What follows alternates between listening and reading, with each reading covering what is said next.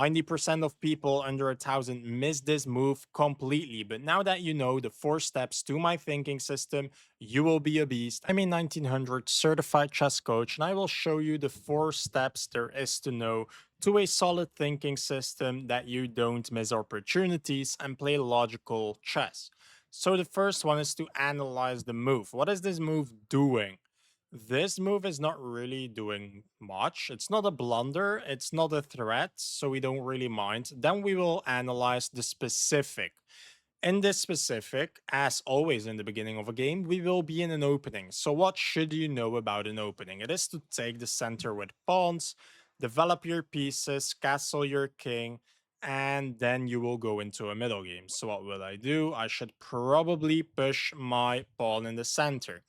But then we will have a look at all of the checks, the captures, and attacks. In this situation, you literally have none.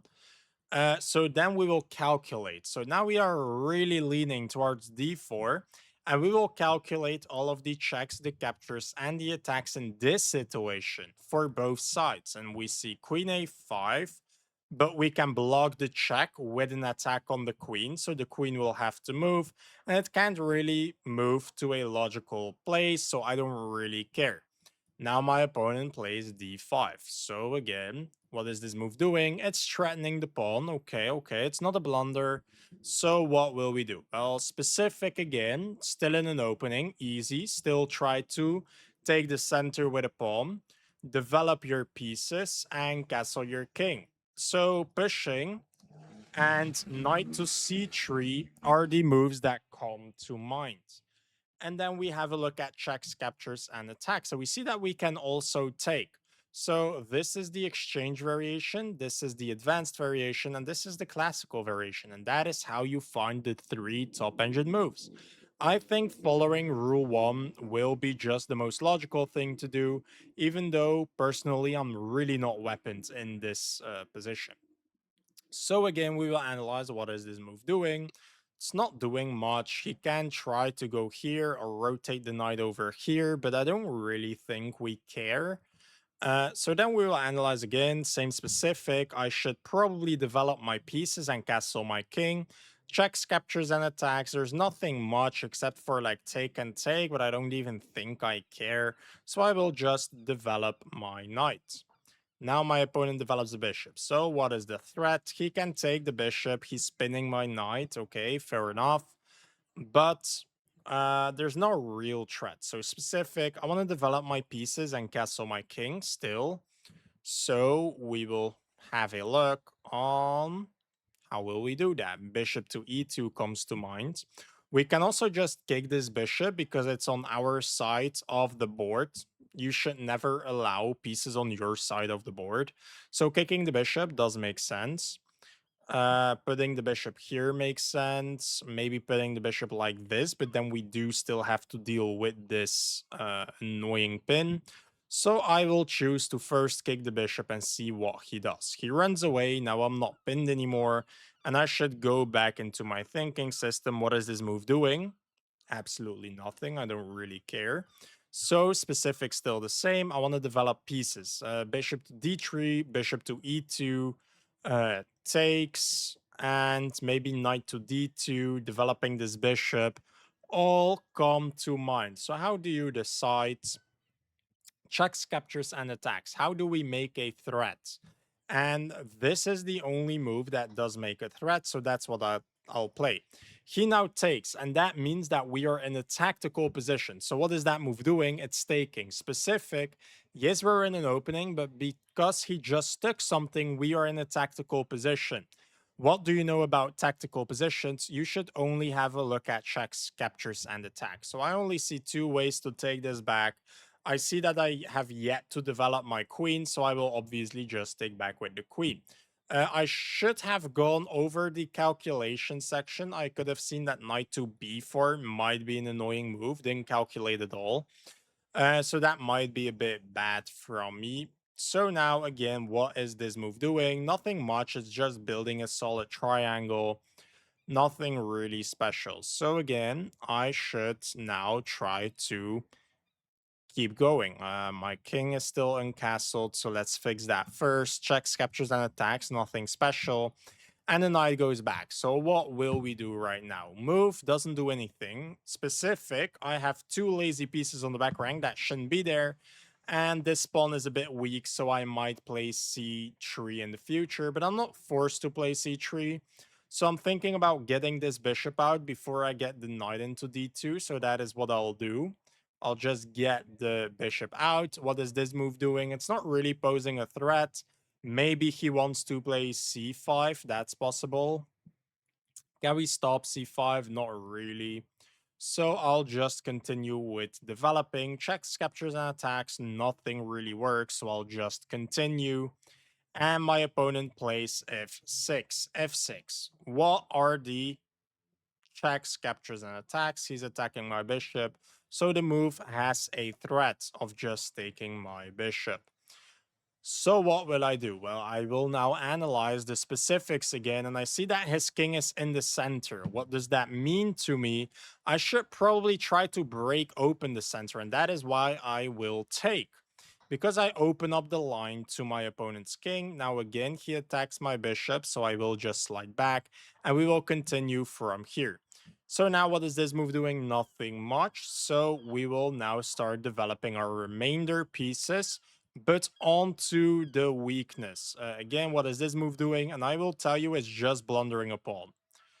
So that's the first blunder of our opponent. We will take with the rook so that we can double up rooks a bit more easily.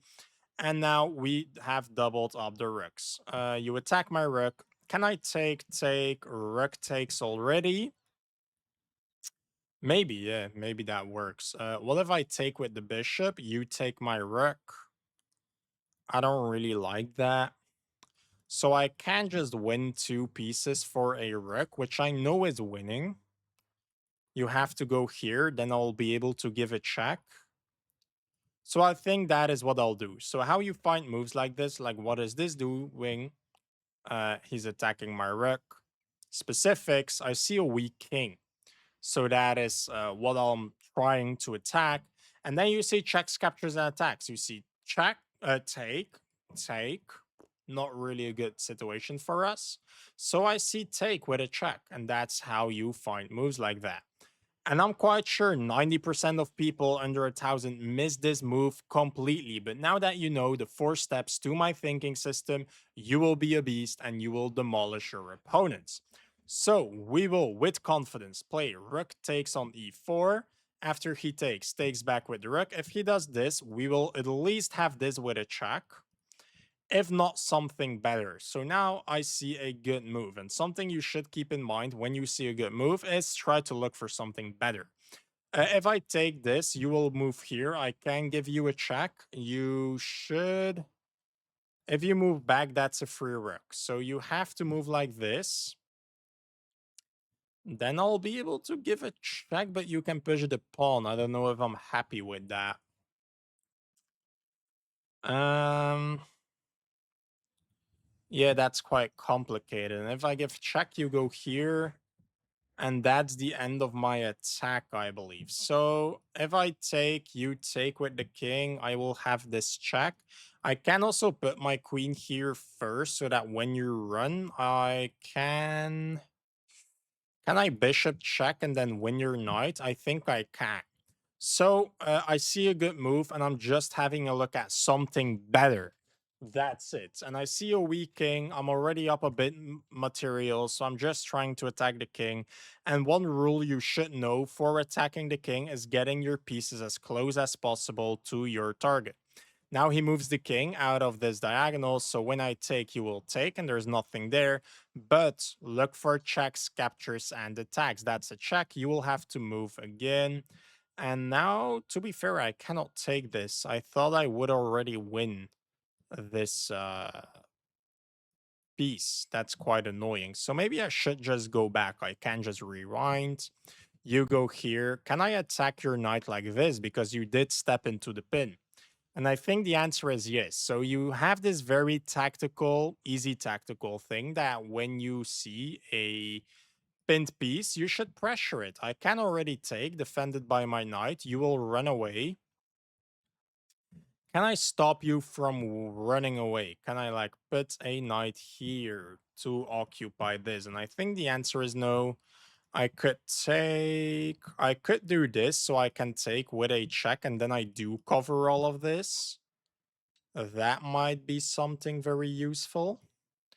And you don't really have a threat, so I can do whatever I want. You're still pinned.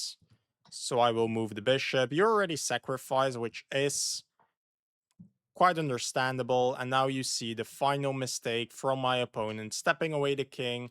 I can do this with a check. Now I can do this with a check. You will have to run. Then I can do this with a check. You have to take. And then I should have some form of a mate. Check. Move. Check. That's mate, yes. So I will sacrifice my knight.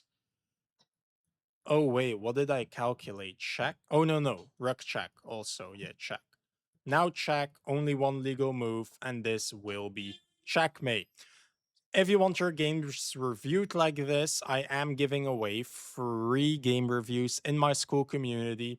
If you want to learn more about my MSPC system, I will also have a free course onto that in my free community, and also my anti-blunder bootcamp for when you want to take action and stop blundering in chess.